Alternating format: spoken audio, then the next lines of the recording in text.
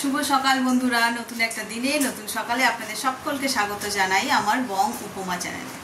আজ মঙ্গলবার, সকাল থেকে এত ঝলমলে আকাশ, আর আমিও চলে এসেছি রান্নাঘরে রান্না করবো বলে। আজকে এখানে ভাত ডাল অলরেডি হয়ে গেছে, আর আজকে হবে এটা কি লাউ নয়, এটা কি বলে ছাঁচি কুমড়ো, কিংবা অনেকে চাল কুমড়োও বলে। এইটা হবে চিংড়ি মাছ দিয়ে, আর হবে ইলিশ মাছ। ইলিশ মাছটা একদম ডিম ছাড়া কাঁচা ইলিশ যাকে বলে, ওটা আমার খেতে বেশি ভালো লাগে। তো চলো দেখি ইলিশ মাছটা যে কী রান্না করব। সেদিন তো সবার ওই কী বলে এটাকে ভর্তা, লেজার ভর্তা, ওটা খুব ভালো লেগেছে।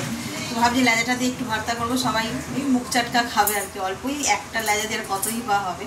তো চলো সঙ্গে থাকো। মাছগুলোতে ভালো করে নুন হলুদ মাখিয়ে নিয়ে ওদিকে কড়াও বসিয়ে দিয়েছি।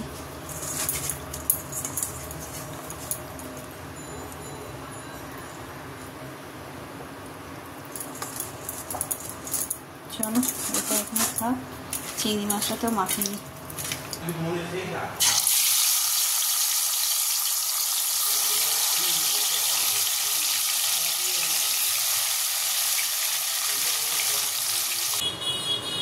মাছগুলো এখানে সব ভেজে তুলে নিলাম। এবার কড়াই তো তেল রয়েছে, আর এই মাছ ভাজা তেলেই করব। তো চলো দই ইলিশ বানানোর জন্য প্রথমে তো কড়াই একটুখানি ফোড়ন দিতে হবে। দেব 5 ফোড়ন।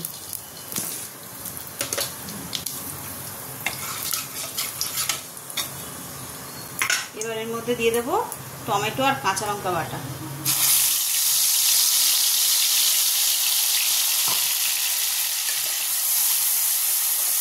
স্বাদ অনুসারে নুন দেব, অল্প একটু হলুদ দেব, আর দেবো জিরে গুঁড়ো দিয়ে মশলাটাকে ভালো করে কষিয়ে নেব। মশলা দিয়ে তেল ছেড়ে দিয়েছে, এবার দিয়ে দেবো জল।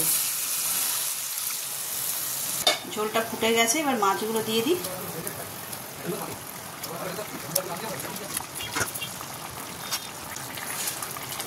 গাছের লঙ্কা দিয়ে দিলাম। ঝোলটা ভালো করে ফুটে গেছে, এবার অল্প একটুখানি সর্ষে বাটা দিয়ে দেবো। সর্ষে দিয়ে বেশি ফোটাবো না, এই সময় এতে দিয়ে দেবো টক দই, নামাবার ঠিক একটু আগে। দই ইলিশটা একদম রেডি। দেখো কত তেল ছেড়েছে, একে তো মাছের তেল, তারপরে আবার দইটা দিয়েছি, যার কারণে তোমরা কখনো এইভাবে ট্রাই করে দেখো, বেশ দারুণ খেতে। চিংড়ি মাছ দিয়ে ছাঁচি কুমড়োটা হয়েই গেছে, আর একটু ঘন্ট ঘন্ট মতন হবে, মানে গলবে আর কি, তাহলেই এটা রান। আর ওইদিকে তো মাছ ফাছ সব রান্না হয়ে গেছে, আর রয়েছে এই যে ইলিশ মাছের মাথা, এটা দিয়েও আজকে টক বানাবো। রান্নাটা এইদিকে হোক আস্তে আস্তে, এই লাউটা হতে একটু সময় লাগে সিদ্ধ হতে। ওদিকে চলো ওর সব খেয়ে দিয়ে কাজে চলে গেছে, স্কুলেও বেরিয়ে গেছে। এবার গিয়ে বিছানা কাতা ঘরগুলোকে একটু ঠিকঠাক করে নিয়ে তারপরে বানাবো টক। আর এই যে হলো আমার বিছানা আজকে, এখনও বিছানাটাকে ঠিকঠাক করে গুছিয়ে নিয়ে তারপরে ব্রেকফাস্ট করে নেবো, নিয়ে তারপরে মাছের টকটা করবো। এখনও মাছের টক খাওয়ার কেউ নেই, সেই মা খাবে তখন। তো চলো বিছানাটা আগে গুছিয়ে নিই।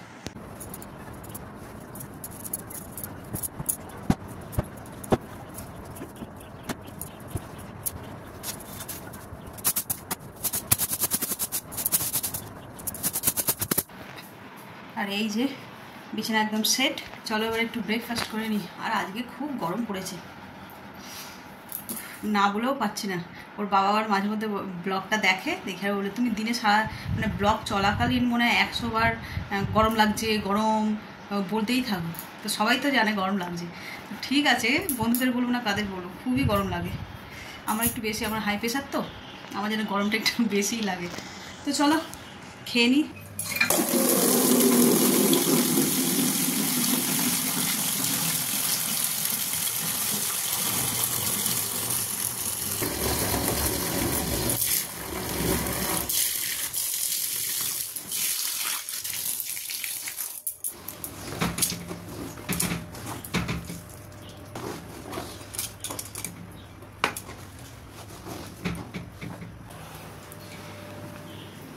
জামা কাপড়গুলো তো সব ভিজিয়ে দিলাম রোদ্দুর দেখে, আর এদিকে আমার মাছের টকও হয়েই গেছে।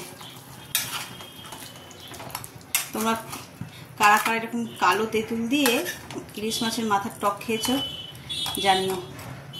আমাদের তো খুব মানে ইলিশ মাছ আনলে মাথাটা চেষ্টা করি এরকম টকই করতে, মা খায় খুব ভালো, আমরাও খাই।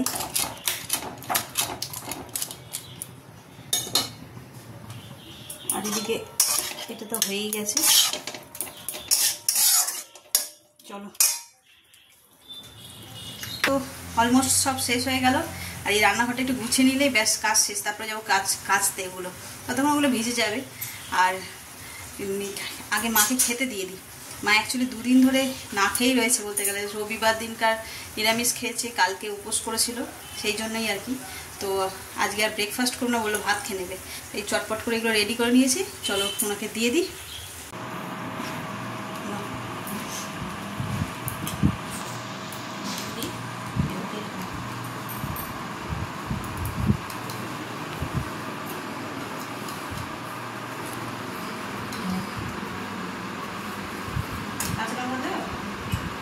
দাও দেখি খাচ্ছিল তো করা যাবে। সেদিকে একটা আগুনের সময় দিয়েছি, সেদ্ধ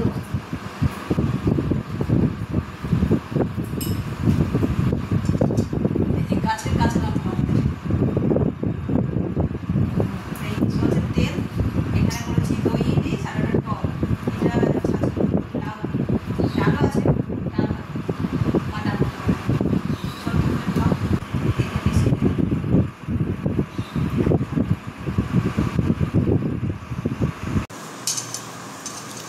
তেলটা স্বাদ আছে মা। মাছটা যে খুব ভালো, ভাজ দিকেই বুঝে অনেক তেল বেরিয়েছে। বলছি কি বলছে? লঙ্কাটা ঝাল সামলে খাও তাহলে। হ্যাঁ এমনি খাও না। এমনি বলছে আমার ইলিশ মাছ এনেছি, জানো তো বুঝতে হোক তাহলে মা। দেখো লাউ চিংড়ি তো খাও, আজকে ছাঁচি কুমড়ো দিয়ে চিংড়ি কেমন লাগছে দেখো। ভালো লাগে। খেয়েছো, মুখে দিয়েছো? হ্যাঁ, আলু দিইনি, আমি খাবো।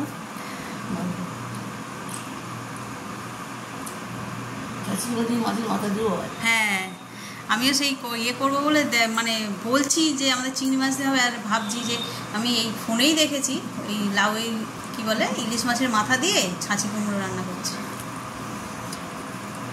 ও কেউ খাবে না, না আবার আমাদের মাথা দিয়ে করলে কেউ খেতে চাইবে না। ওই জয়ন্ত আনন্দ খাবে, ছোটকা খেয়ে নেবে। ওই এই দেখ আটা, এই বল নিয়ে আয়, বল। বৃষ্টি, ও বৃষ্টি, এই যে ভিডিও করছি তোমার, তাতা থই করো, তাতা থই করো, তাতা থই থই, তাতা থই, তাতা থই থই করো। হ্যাঁ হ্যাঁ, বাবা বাবা, এদিকে দাও, আমাকে দাও, বল দাও, নাচো। হ্যাঁ, আরে বাবরে, ওরে বাবরে বাবরে,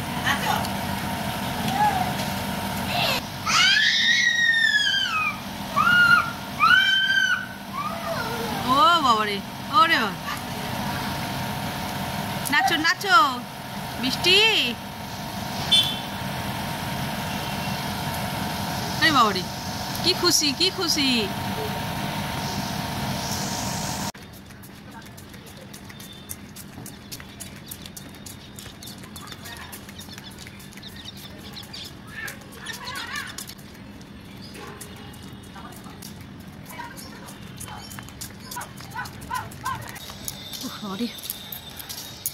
ঘেমেনে চান হয়ে গেলাম। কালকে যেমনটা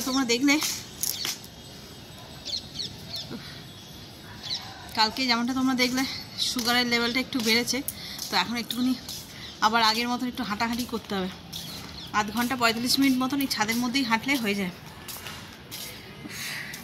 অনেকদিন হাঁটিনি তো, একটু হেঁটেছি, হাঁপিয়ে গেছি যেন, আর গরম লাগছে তেমন।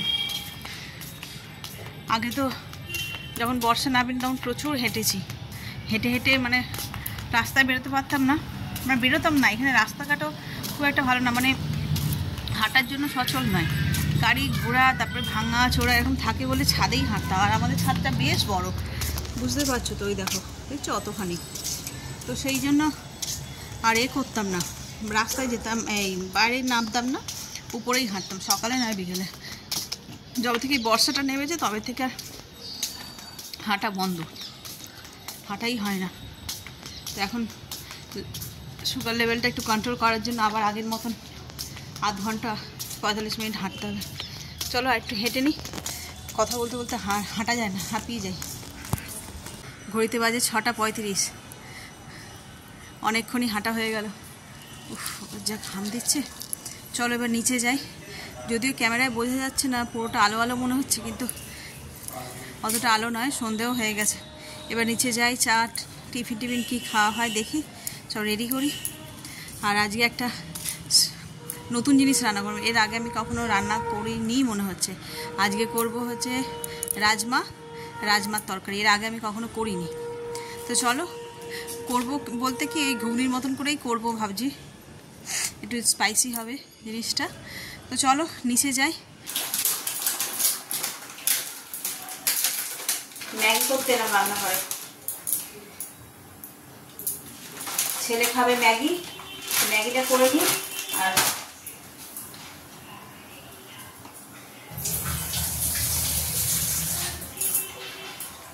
এই যে বললাম না আজকে রাজমার তরকারি করব, এই যে রাজমাগুলো ভিজিয়েছি, দেখো কি সুন্দর বড় বড় হয়ে গেছে। একটু সিদ্ধ করে রেখে দিই, পরে রাতের দিকে করব।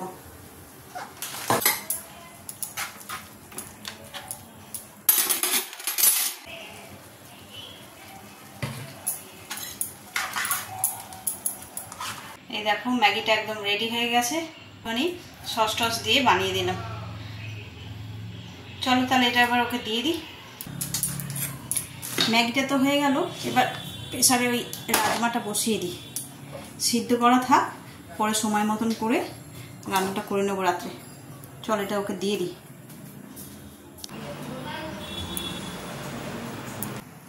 রাজমাটা বানাবো, তার জন্য কড়াই তেল দিয়ে দিয়েছি, তেলটা গরমও হয়ে গেছে। এবার দেবো পেঁয়াজ।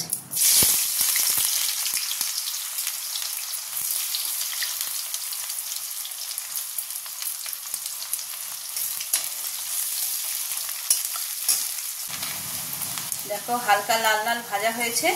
এখন আমি এতে একটা টমেটো কোচানো দিয়ে দেবো, দেবো নুন, এটা তাড়াতাড়ি যাতে সিদ্ধ হয়ে যায়। টমেটো, আদা, কাঁচা লঙ্কা, রসুন,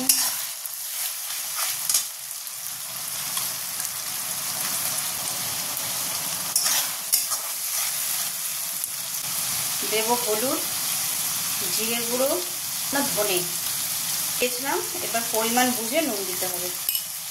আর দেবো একটু চানা মশলা দিয়ে মশলাটাকে ভালো করে কষিয়ে দিতে হবে। দেখো মশলাটা খুব ভালো করে কষানো হয়ে গেছে আর তেলও ছেড়েছে মশলাটা দিয়ে। এবার এর মধ্যে দিয়ে দেবো রাজমাগুলো।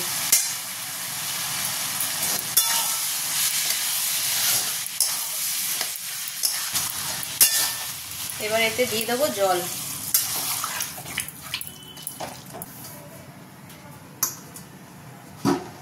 এটাকে ঢাকা দিয়ে দিলাম। এবার এটাকে লো ফ্লেমে রাখবো। যেমন রাজমাটা একদম রেডি হয়ে গেছে। চলো এবার উপর দিয়ে একটুখানি দিয়ে দিই শাহি গরম মশলা আর দেবো ধনে পাতা।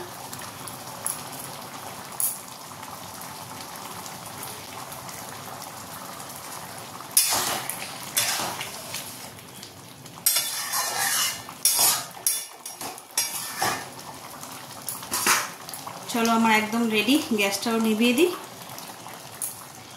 তরকারিটা তো রেডি হয়ে গেছে আর এইদিকে ঘড়িতেও টাইম হয়ে গেছে। রাজমাটা সিদ্ধ করতে এত সময় লাগলো।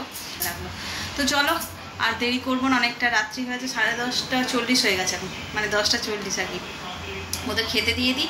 আর এই রান্নাটা আমি এই প্রথমবার করলাম, সবাইকে দিই, কে কেমন মানে খেয়ে কে কী বলে সেটা জেনে তারপরে তোমাদের বলবো যে এটা ট্রাই করার জন্য।